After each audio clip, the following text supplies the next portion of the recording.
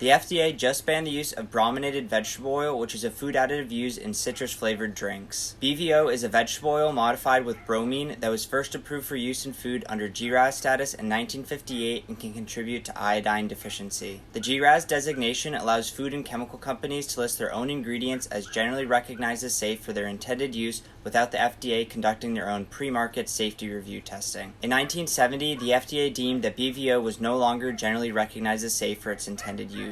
Despite this, the FDA has still allowed its use in food and drinks and regulated it as a food additive. Drink manufacturers have long used BVO as an emulsifying agent in citrus drinks like Gatorade, Mountain Dew, and Powerade. Bromine is an antagonist of iodine in the body and can lead to iodine deficiency, which has become increasingly more common since bromine's introduction to food. A recent study by the NIH in conjunction with the FDA found that levels of BVO currently found in sodas cause thyroid follicular cell hypertrophy in rats. To put this into context, the FDA allowed BVO in food products that Americans consume for 64 years before conducting these tests on it. BVO has long been suspected of causing thyroid disruption as well as development and neurological issues. BVO was first banned alongside 3 other food additives last year in the state of California. Starting August 1st of this year, BVO will no longer be allowed in any food and drinks. Companies will have 1 year to completely remove BVO from their food products and bring them into compliance with the new rule. The USDA's database shows that 605 different drinks on the market may contain BVO. However, the USDA relies on companies to submit their own nutritional information, so many of the listings are not up to date